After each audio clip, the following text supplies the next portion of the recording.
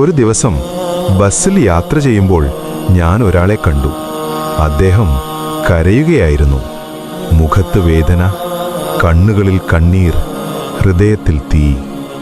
ഞാൻ ചോദിച്ചു, എന്താണ് സംഭവിച്ചത്? അദ്ദേഹം പറഞ്ഞു, എനിക്കൊരു മകനുണ്ടായിരുന്നു. അവനെ ഞാൻ വലിയ വിദ്യാഭ്യാസം നൽകി, വലിയ സ്കൂളിൽ പഠിപ്പിച്ചു, വലിയ കോളേജിൽ പഠിപ്പിച്ചു. അവനെ ഒരു IAS ഓഫീസറാക്കി. എൻ്റെ സ്വപ്നം, എൻ്റെ അഭിമാനം, എൻ്റെ സന്തോഷം. പക്ഷേ ഒരു ദിവസം അവന് പനി ബാധിച്ചു.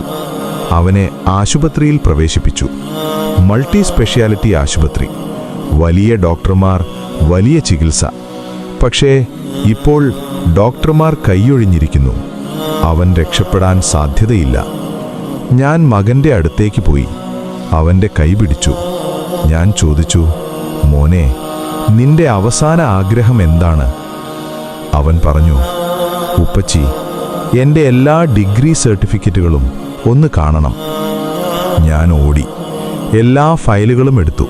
School certificate, college certificate, IAS certificate, achievement award എല്ലാം അവൻ്റെ മുന്നിൽ വെച്ചു.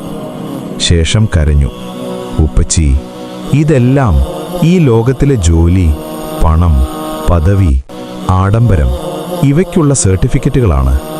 എൻ്റെ ജീവിതം ഇവിടെ അവസാനിക്കുകയാണ്. പക്ഷേ എനിക്ക് വേണ്ട യഥാർത്ഥ സർട്ടിഫിക്കറ്റ് ഇതിലൊന്നുമില്ല. ഞാൻ ചോദിച്ചു, അതെന്താണ് മോനെ? അവൻ പറഞ്ഞു, നിങ്ങൾ എനിക്ക് ഖുർആൻ പഠിപ്പിച്ചില്ല, പ്രവാചകനെക്കുറിച്ച് പഠിപ്പിച്ചില്ല, ഇസ്ലാം പഠിപ്പിച്ചില്ല, നിസ്കരിക്കാൻ പഠിപ്പിച്ചില്ല, ദുആ പഠിപ്പിച്ചില്ല, അള്ളാഹുവിനെ അറിയിച്ചില്ല. ഞാൻ വെറും കൈയോടെയല്ലേ പോകുന്നത് ഉപ്പച്ചി? അള്ളാഹുവിൻ്റെ മുന്നിൽ ഞാൻ എങ്ങനെ നിൽക്കും? അവൻ്റെ ചോദ്യങ്ങൾക്ക് ഞാൻ എങ്ങനെ മറുപടി പറയും? ആ പിതാവ് പറഞ്ഞു. അപ്പോൾ എൻ്റെ ഹൃദയം പൊട്ടി. ഞാൻ ജീവിതം മുഴുവൻ അവന് ലോകം കൊടുത്തു, പക്ഷേ ആഖിറത്തിനൊന്നും കൊടുത്തില്ല. എനിക്ക് ബോധം വന്നപ്പോൾ സമയം കഴിഞ്ഞിരുന്നു. മാതാപിതാക്കളെ, നമ്മളും ചിന്തിക്കണം. മക്കൾക്ക് ട്യൂഷൻ കൊടുക്കുന്നു, കോച്ചിങ് കൊടുക്കുന്നു, ഇംഗ്ലീഷ് പഠിപ്പിക്കുന്നു, കമ്പ്യൂട്ടർ പഠിപ്പിക്കുന്നു. പക്ഷേ നിസ്കാരം പഠിപ്പിച്ചോ? ഫാത്തിഹ മനപ്പാഠമുണ്ടോ? ഖുർആൻ വായിക്കാൻ അറിയാമോ? പ്രവാചകനെ അറിയാമോ? ഹലാൽ ഹറാം അറിയാമോ? ഈ ലോകത്തിലെ സർട്ടിഫിക്കറ്റ് ഖബറിലേക്ക് വരില്ല. Job letter, bank balance, rank, position ഒന്നും കൂടെ വരില്ല.